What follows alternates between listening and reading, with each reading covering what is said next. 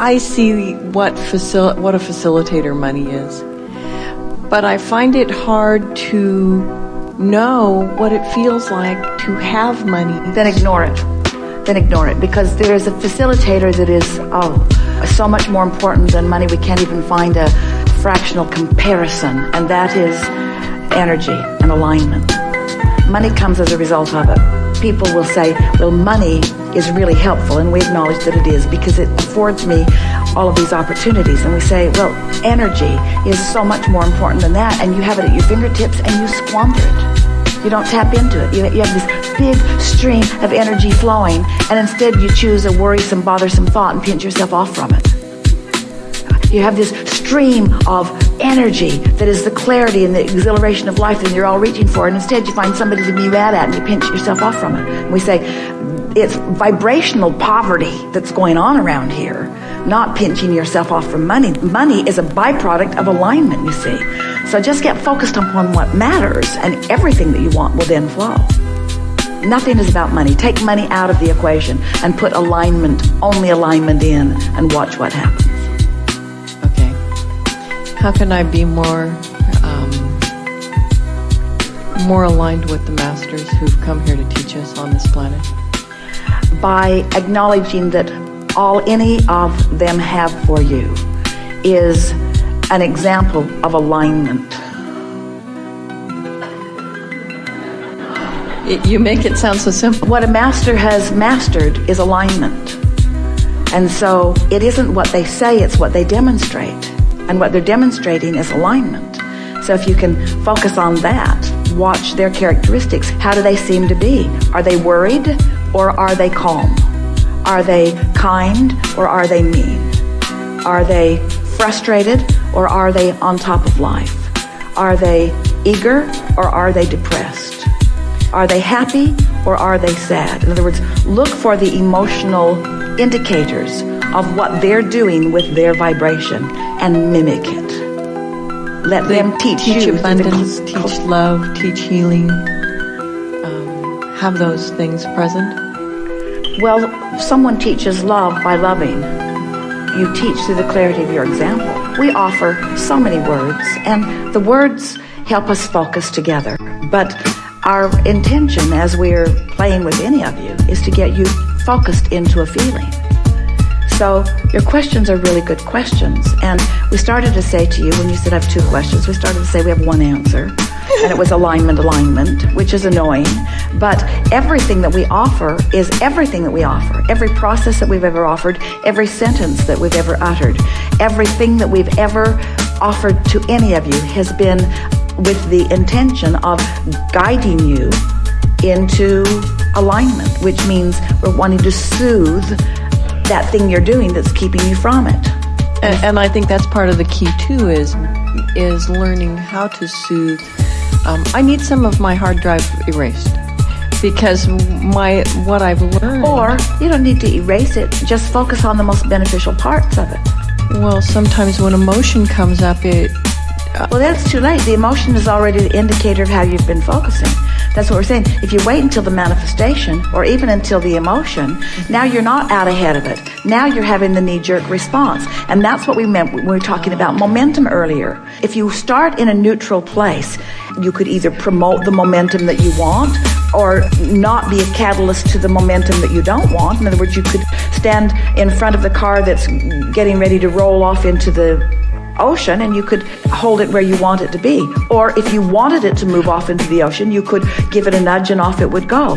You want to get out ahead of it, you see. And so what most people do, they wait until the momentum's already underway and then they say, now what do I do? And we say, well, all you can do is action, and it's not ever enough. And so then it's like the analogy that we've offered for so many years. You've jumped out of an airplane, you're at 30,000 feet, you have no parachute, and you say, what do I do? And we say, hang on, it'll be over in a little bit. Because the momentum is such, there's not a lot for you to do. But if you get out ahead of it, if you envision things the way you want them to be, if you care about how you feel, it's so simplistic that a lot of people can't even hear it. There's just not enough angst or struggle or trauma or drama in it for most people. When we say, how you feel is everything, and you have control of how you feel. And most everybody, to some extent, will argue for their limitations. Yeah, but this made me feel this way, and this made me feel this way, and this made me feel this way. And we want to say to you, it doesn't matter what happened or how you feel about it. You have the option of choosing a better option of how you feel about it. And I think that's what I'm asking for. What is it, that kickstart to let go? For most, it has to get bad enough that you can't stand it, and then you finally let go of it. But we don't think it should have to be that traumatic. We think that you ought to be able to feel the difference between complimenting someone and criticizing someone. We think you ought to be able to feel that difference. And when you're doing one or the other, make a choice. Oh, this is my preference. I'm going to do more of this and less of this. We think you ought to be able to feel the difference between anticipating something that you don't know how it's going to come, but feeling eager about it and worrying about it. We think you ought to be able to feel the difference between worry and anticipation, and we think you have the resources to guide it that way. But we don't think you get on it early enough in your game. Right. We think you blunder into your day, you let stuff happen to you, you observe it, it sets the tone, the momentum's in motion, and then you say, this is too hard. And we say, we know it is hard if you let the momentum get going. That car's going to mow right over you. It's so hard, it's impossible to stop that kind of momentum. And so that's what we mean when we say get out ahead of it. So when you put yourself in your bed at night, acknowledge that this day is pretty much done and tomorrow's going to be a fresh day. And just make the suggestion to yourself that you're going to start this day on a good footing. Just say that softly to yourself, not making big promises and not talking about what you're not going to do or what you are going to do, but tomorrow is going to be a really good energy day. I'm going to wake up aware, and it's going to be neutral energy, and I'm going to get myself into a good feeling place early. And then just bask yourself to sleep. Appreciate someone or something. Appreciate something that is easy to appreciate, and go to sleep. And when you awaken, lie there for a moment and say, now what was it I was thinking about before I went to bed? Oh yeah, this is a good day. This is a new day. I'm in a neutral zone. I'm in a non-momentum moment right now. If you wake up late, the momentum's already started. You're already late. If you wake up to someone arguing in the other room, the momentum's already started. If you wake up and go immediately to worrying about what you were worrying about yesterday, the momentum has already started. So make the decision that you're going to get out ahead of it. So you might find yourself after 2 or 3 nights and mornings, you might find yourself setting some intentions for yourself. When I wake in the morning, the first thing I'm going to do is drink something really delicious and sit and bask for a little while. And I think my favorite place to do that would be there. Yeah, I think in the morning when I wake up, I'm going to drink something lovely and I'm going to refresh myself and I'm going to sit and bask for just a little while right there. Now, you've already started momentum. Now, some of you are saying, oh yeah, well, like good chance I'm going to have for doing that because when I wake up in the morning, all hell always breaks loose in my life. And we say, all right, so you've already crashed up against some momentum. So you have to take a different tact. So you have to go even more general than that. So you have to start saying to yourself, well, I think I could carve out a place somewhere in my day where I could do something like that, and I'm going to look for more opportunity to do that. In other words, you just have to keep finding more pleasant thoughts and fewer unpleasant thoughts until you convince yourself that you are capable of controlling the direction of the way your day is going to go. And it won't take very much before you start showing yourself that if you give yourself a chance of being in a neutral place where there's no momentum, in other words, you're not doing that thing you do that's taking you off in the direction that you don't want to be and getting defensive right away. If you can just give yourself a few days of this experience of this neutral zone, you'll discover that neutral means the cork will float. That neutral means you'll let go of the cork and the cork will float into the higher frequency. In other words, you don't have to paddle your way up into the higher frequencies. You just have to stop holding yourself down in the lower frequencies. And so it is so much simpler than any of you have been giving yourself. How many of you are enjoying getting out and running every day or any day, some days? How many of you like to take a good run? And have you noticed that when you do it, that there is a momentum in the way you feel? Runners call it getting into a zone. They can't even really explain what it is. But they've started in a neutral place, and the movement itself is distracting them enough from enough other things that it gives them a clear place for their energy, and it allows their energy to raise, you see. And so that's what we're suggesting, is that you get out ahead of it. Get out I ahead had of it. already learned some of that from some of your teachings about go to bed. I have this wonderful bed, and I crawl into bed, and I think those good thoughts, and I wake up in the morning, and I do that. But then, So like what you are said, some of the shit hits first fan. thoughts that you come across in the morning? What are the, just call them out and we'll repeat them, we'll find them, but what are the troublesome thoughts that you're bumping up against? Bumping up against, it's a good way to say it because it's active in your vibration, so you're bumping up against it.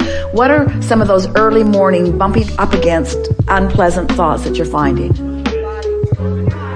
Take it easy there just a little bit. So I feel physically uncomfortable. What else? I don't want to go to work. I didn't get enough sleep. What else? I have too much to do. So now, let's just take those. I have too much to do. When you say that, that just keeps that momentum going. So what if when you go to bed, you will suggest to yourself that eventually I'm going to come into alignment with what I have to do? Just that soft suggestion. Eventually, I'm going to come into alignment with what I have to do.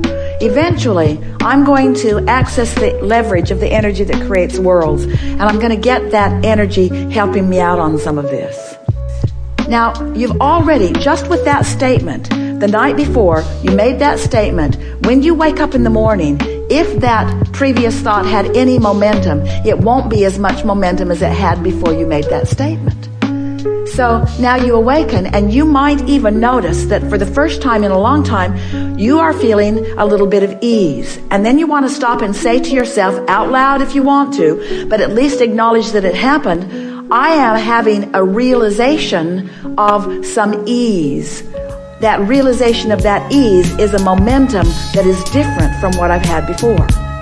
You see what we're getting at? So that you start noticing that the things that you're saying and that the things you're focused upon in an attitude of more comfort. So let's say you wake up in the morning and your body hurts. When you put yourself in your bed at night, lie there for a little bit and try to find something that makes you feel comfort in your body. Appreciate the softness of the bed or appreciate the comfort of the pillow. Focus upon something that feels good. Try to put yourself in a comfortable position where you are acknowledging this feels good. This feels good. We really, really want you to hear us when we say, don't try to stop momentum. That's what makes you think you can't do it. That's what makes you think you're doing it wrong. That's what makes you think it's too hard. You're trying to stop momentum that is already in motion. Don't worry about stopping it. Let it play out. It's not going to be that bad. Let it play out. Let the momentum play out and put your energy, your mindset, your determination toward getting new energy started. So instead of saying, I'm going to try to get my body to stop hurting, start saying, oh, this feels good. Oh, that tastes good. Oh, this is relaxing. Oh, this is a good thing. Get that momentum going. And it is our promise to you, with far less attention than you have put into almost anything else that you are doing, you will begin to dovetail with this energy that creates worlds, and you'll begin to feel momentum. And it won't take long before you'll begin to feel a sort of invincibility. You'll feel so invincible that you'll be watching something on television that's not going your way, and you'll say, I want, and when it happens, you'll say, thank you very much. Thank you very much. Thank you very much. Thank you very much. Thank you very much. Thank you very much for recognizing me. Thank you very much for hearing me. Thank you very much for flowing energy towards something that I have chosen as my object of attention. Thank you very much. Thank you very much for recognizing my power. Thank you very much for recognizing my clarity. But you got to put yourself in that place where you've practiced it enough that you're starting to expect it. And see it. When you decide that you're going to go someplace and you know where you're going, envision yourself there. How often do you return to a restaurant that you've been at before and they seat you at the same table that you've been before? Has that ever happened to you? And you say, this must be our table, even though it's not the same person that's seating you. Well, why is that? It's because That's the impression that you have offered to the universe about being in that space. It is your table. That's where the momentum is.